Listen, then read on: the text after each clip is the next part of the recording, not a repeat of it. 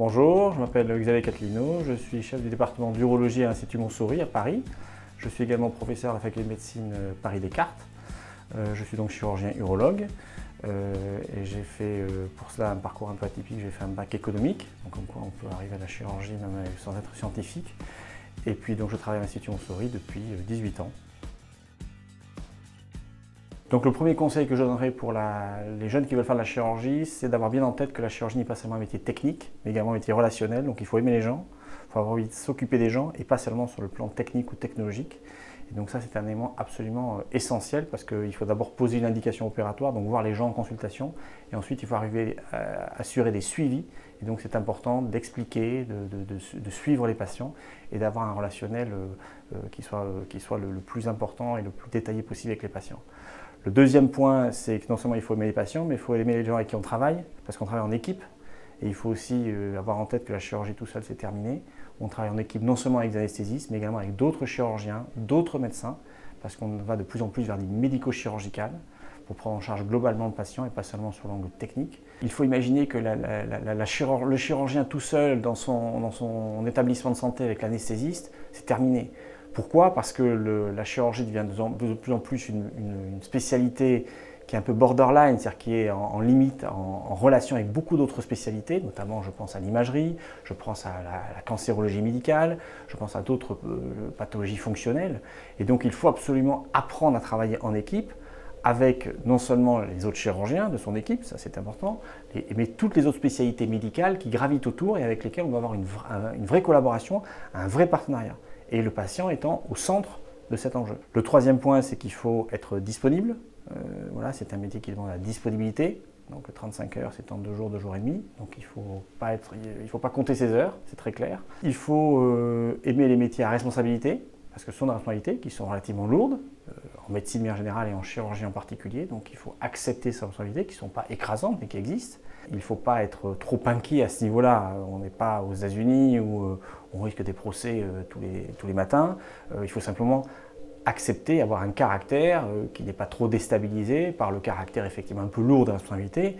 Mais pour autant, si on a une bonne formation, qu'on assure une bonne information des patients, un bon suivi des patients, les risques de procédures ou de choses comme ça sont relativement rares, mais elles existent, ça fait partie du métier, il faut l'accepter et il faut accepter que les patients sont également de plus en plus exigeants et donc il faut intégrer ça dans son relationnel avec les patients.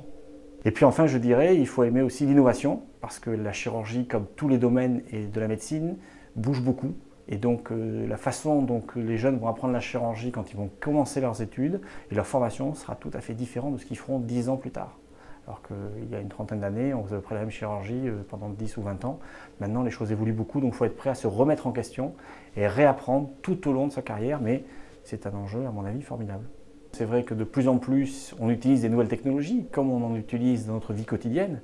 Donc les nouvelles technologies, ce sont bien sûr les techniques de robotique, d'assistance robotique, mais ce sont aussi des techniques de miniaturisation et puis aussi de plus en plus d'imagerie couplée aux technologies. Et donc l'imagerie, les nouvelles imageries rentrent de plus en plus au bloc opératoire pour accompagner les innovations, notamment robotiques, pour arriver à un geste de plus en plus précis. Il faut, et durant toutes ces études, et même durant la suite de son exercice, penser à s'ouvrir. Il faut s'ouvrir non seulement aux nouvelles technologies, non seulement aux différentes équipes en France, mais il faut aller à l'étranger, il faut se confronter aux autres, il faut apprendre des autres, il faut faire venir autant que possible également des chirurgiens étrangers qui viennent vous montrer ce qu'ils font et qui vous apprennent des choses. Et il est clair que dans les services, dans les départements académiques, où on a la chance d'accueillir pour certains beaucoup de jeunes chirurgiens étrangers, c'est, je l'espère, sûrement intéressant pour eux, mais c'est aussi très enrichissant pour nous, parce que d'une part, ils nous boostent, et puis ils nous amènent une autre façon de regarder la chirurgie, pas seulement des nouvelles technologies, mais une autre façon d'appréhender la chirurgie. Et ça, c'est extrêmement important, de décloisonner la chirurgie, de ne pas rester dans un univers trop fermé, et de s'ouvrir notamment sur l'international. En ce qui concerne la formation, aujourd'hui, elle est un petit peu biaisée, puisque, contrairement à mon parcours, il faut faire un bac scientifique, c'est ce qui est dit, pour faire de la médecine et de la chirurgie, ce qui, à mon avis, est absurde. Il n'y a rien de plus cartésien que le grec et le latin, et ça se fait dans les bacs littéraires. Bon.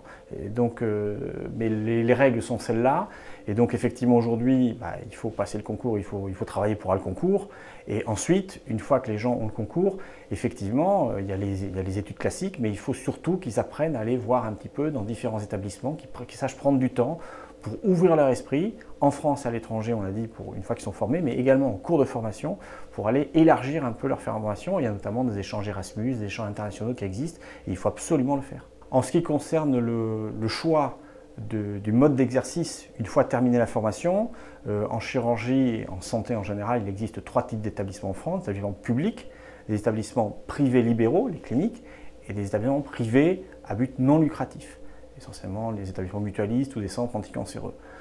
Ensuite, le choix du type d'établissement dépendra finalement de ce que recherche le jeune chirurgien. Donc c'est pour ça, une fois de plus, que pendant la formation, il est important qu'il ait pu aller faire des stages dans ces différents types d'établissements pour voir quel est le mode d'exercice qui lui convient le mieux. Et ça dépend de chacun, de son caractère, de sa personnalité. Et pour savoir, il faut s'être déplacé, il va falloir faire l'effort d'aller voir.